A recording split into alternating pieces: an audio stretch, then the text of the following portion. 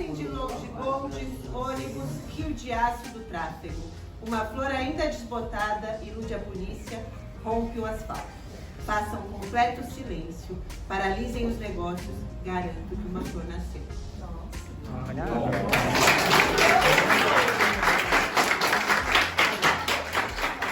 Bom, gente, a gente deu início à obra pensando nos atravessamentos.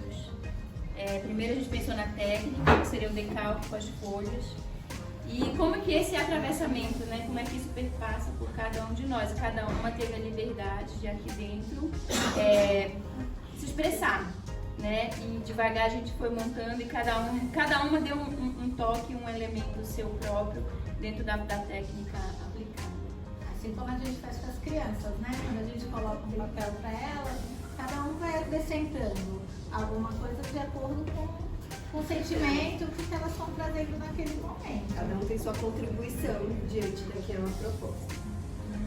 E aí acho que a gente falou muito esses últimos dias de como essa escola, esse espaço, é um refúgio para essas crianças, né? Dentro desse território tão opressor, né? De tanto asfalto, tanto cimento, tanta poluição, aqui elas encontram um refúgio e aqui elas podem respirar. Então, dentro do caos, a gente consegue criar ainda, né? E dentro da nossa obra não tem uma forma definida, mas a gente pensou em algumas coisas, a gente pensou no mito da caverna, a gente pensou nas estrelas, que somos nós. A gente pensou nas pedras do caminho e na flor que pode nascer diante dessas pedras. É isso.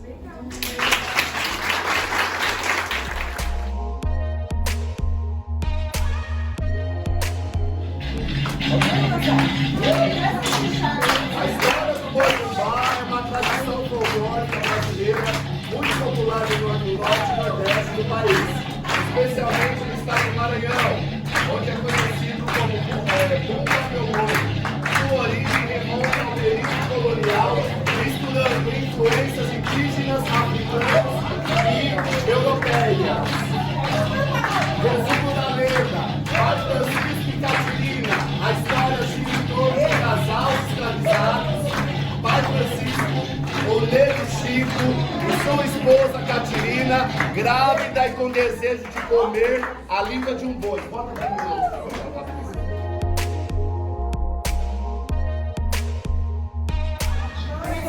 A gente se inspirou em vocês, amigas. Legal, a gente agradece a inspiração, né? Isso. Então, o nosso trabalho é a mandala vida. A gente escolheu fazer uma mandala porque quando fala de natureza, a gente se remete à circularidade da natureza, né? A circularidade faz parte, né, da formação do universo, com todos os seus astros, dos ciclos que a gente vive, os ciclos das estações do ano, os ciclos de vida de todos os seres, ancestralidade, principalmente da nossa espécie, né? Quando a gente pensa nisso, e tem os objetos da natureza, né? As flores todas elas têm o seu centro, né? A gente só está em pé aqui porque a gente está sendo puxado para o centro do nosso planeta, né? Pela força da gravidade, né? O equilíbrio, a união, essa circularidade, ela traz um conforto estético, ela traz um conforto emocional. Então, se a gente olhar os animais, a natureza e tudo, a gente vê essa circularidade em muitas coisas. As crianças gostam muito de brincar, de girar, elas giram muito, giram as coisas. Então, são tantas coisas, daria para ficar uma hora inteira falando disso, né? Mas, então, a gente buscou ter vários elementos ali, várias cores, né? Tem a casca da árvore, a folha, a verde, amarela, marrom, mostrando esse movimento, né? Da vida que é movimento, e a natureza, quando a gente olha para ela, a gente aprende com ela e a gente se entende parte dela, né? Eu achei muito legal essa proposta, sabe? Porque a gente consegue entender um pouco como a criança se sente quando a gente coloca propostas assim, né, para as crianças.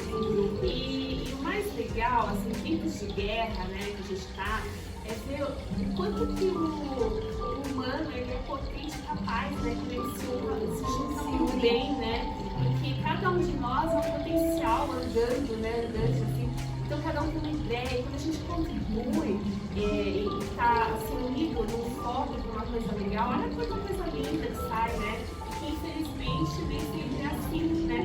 Acho que os egos, às vezes, dentro da escola, eles são muito alterados, né? E na realidade não precisaria ser assim, porque um tem o seu potencial, a gente pode se unir, né? E quando se une, olha que lindo, né? A gente resolve as coisas. Que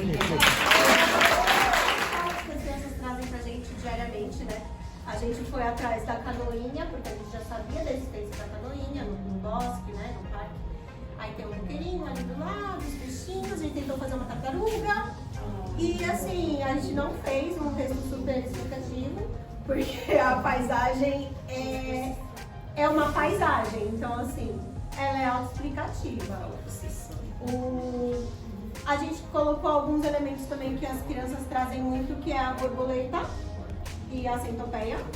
E por último, a gente olhou assim e falou, tá faltando alguma coisa, tá pra parecer mesmo um desenho de criança, o que tá faltando? Passarinho. Aí a gente falou que é passarinho. Né?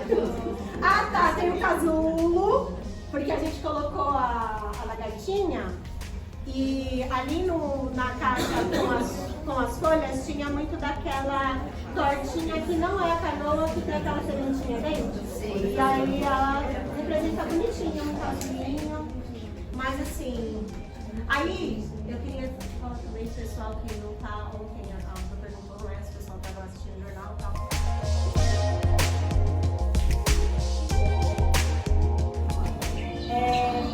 Os pássaros são símbolos de liberdade, beleza, resiliência e conexão com a natureza.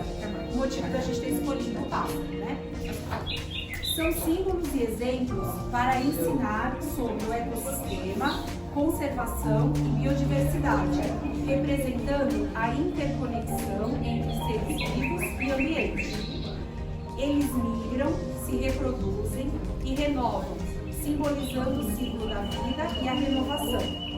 Com mais de 10.000 espécies, representam a diversidade e a riqueza da vida na Terra. Adaptam-se a mudanças ambientais, representando resiliência e capacidade de sobreviver. Assim como o beija-flor ajuda a polinizar as flores, os professores inspiram os alunos a crescer e a florescer. Ajudam as crianças a voar para serem livres para viver.